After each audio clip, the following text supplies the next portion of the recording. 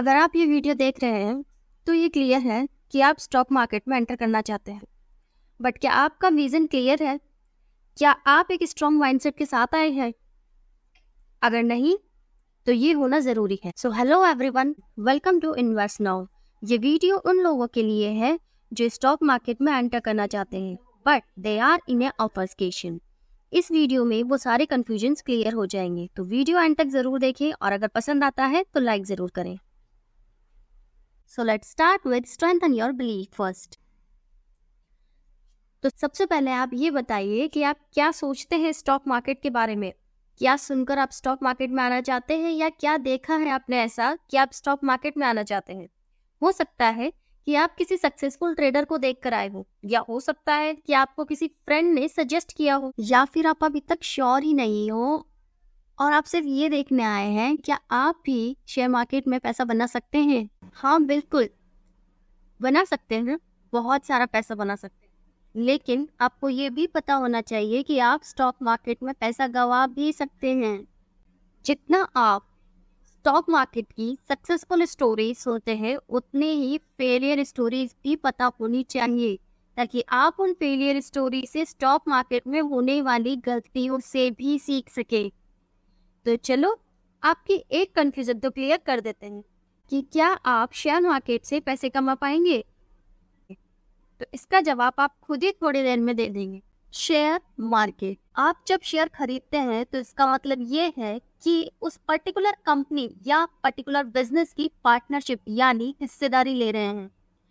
तो अब मैं आपसे एक क्वेश्चन पूछती हूँ,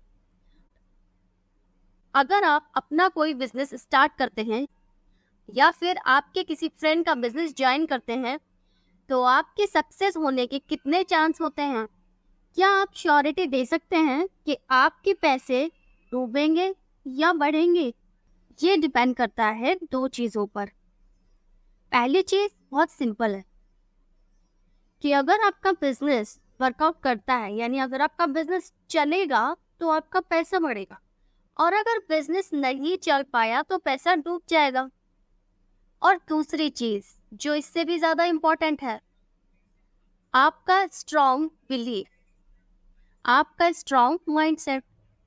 अगर आपका बिलीफ ही स्ट्रॉन्ग नहीं है, जैसे कि आप कोई भी बिजनेस स्टार्ट करते हैं और ये सोच के करते हैं कि यार मैं ये बिजनेस स्टार्ट कर लेता हूँ, 6 महीने साल भर में देख लूँगा, अगर वर्कआउट करता है तो ठीक है, नहीं तो मैं चेंज कर लूँगा या फिर मैं बंद कर दूँगा।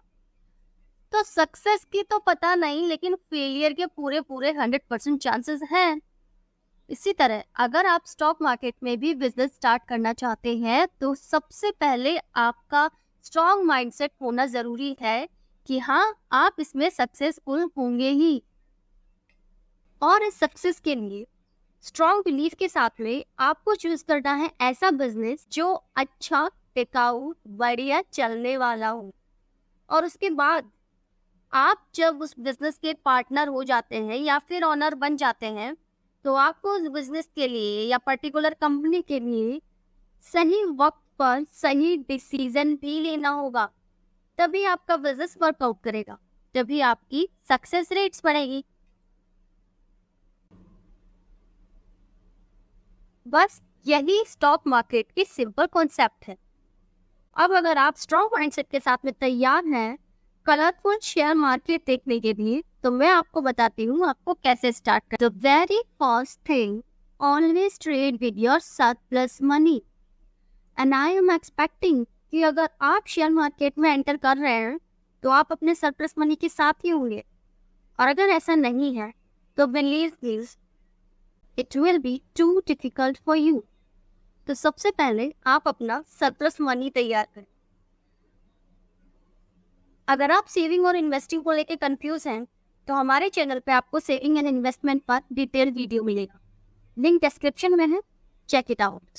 और अगर आप अपने सरप्लस मनी के साथ में तैयार हैं तो नेक्स्ट स्टेप है नॉलेज, क्योंकि बिना नॉलेज के स्टॉक मार्केट में एंट्री करना, इसे ही गैम्बलिंग कहते हैं। किसी और के बताए हुए टिप्स और सजेशंस पे ट्रेड करना, इसे ही गैम्बलिंग कहते हैं। और आपको गैम्बलर नहीं, सक्सेसफुल ट्रेडर बनना है। ये तो सिंपल सा कॉन्सेप्ट है कि कोई भी नया काम शुरू करने से पहले हमें उसके बारे में जानकारी होनी चाहिए। जैसे कि अगर आपने नई कार ली है तो ऐसा तो नहीं है कि कार खरीदने के साथ ऑफर में आपको ड्राइविंग स्किल्स भी मिल गई हो। नहीं ना, पहले आपको ड्राइविंग सीखनी होगी, ट्रैफिक रूल समझने होंगे, ड्राइविंग लाइसेंस भी बनाना होगा और फिर आप एक अच्छे ड्राइवर बन सकते हैं। लेकिन यही अगर आप ये सारे स्टेप्स छोड़ के कार खरीद के सीधे ड्राइविंग करने चले गए तो क्या होगा? तो ऐसा है कि शेयर मार्केट में उतरने से पहले आपको उसकी बेसिक नॉलेज होनी जरूरी है। आपको फंडामेंटल या टेक्निकल एनालिसिस सीखने होंगे। उसके बाद आपको टेस्ट ड्राइव भी करनी होगी, यानी कि पेपर ट्रेड करने होंगे। और फिर फाइनली आप डीमेट अकाउंट बना के ट्रेड कर सकते हैं। तो डीमेट अकाउंट होता क्या है? जैसे पैसे रखने के लिए बैंक अकाउंट होते हैं, उसी तरह शेयर्स और सिक्योरिटीज के लिए डीमेट अकाउंट होता है। जब हम डीमेट अकाउंट ओपन करते हैं तो उसी के साथ ट्रेडिंग अकाउंट भी ओपन होता है, जो कि एक ट्रेडिंग प्लेटफॉर्म है। ट्रेडिंग अकाउंट के लिए आप किसी भी ब्रोकर को यूज कर सकते हैं जिसकी सर्विसेज आपको सूटेबल हो। इसके लिए आपको थोड़ी सी रिसर्चिंग करनी गूगल बाबा से। जब आपका डीमेट अकाउंट ओपन हो जाएगा तो उसके बाद क्या करना है? ट्रेड कर लेना है? नहीं, उससे पहले एक और चीज है जो आपको सीखना बहुत ही ज्यादा जरूरी है, रिस्क मैनेजमेंट। 99% लोग जो इनिशियली स्टॉक मार्केट में आते हैं बिना रिस्क मैनेजमेंट समझे, वही लोग लॉस करते हैं। तो आपको ट्रेड करने से पहले रिस्क मैनेजमेंट समझना बहुत ही ज्यादा जरूरी है। रिस्क मैनेजमेंट अपने आप में एक बहुत बड़ा टॉपिक है और इसका एक डिटेल वीडियो हम बहुत ही जल्द लेकर आएंगे। अभी के लिए हम रिस्क टू रिवॉर्ड रेशियो पर बात कर लेते हैं। Risk to reward ratio. The risk-reward ratio is the potential return an investor can earn for every rupee risked at invested in the market. इसे हम एक एग्जांपल के साथ समझ।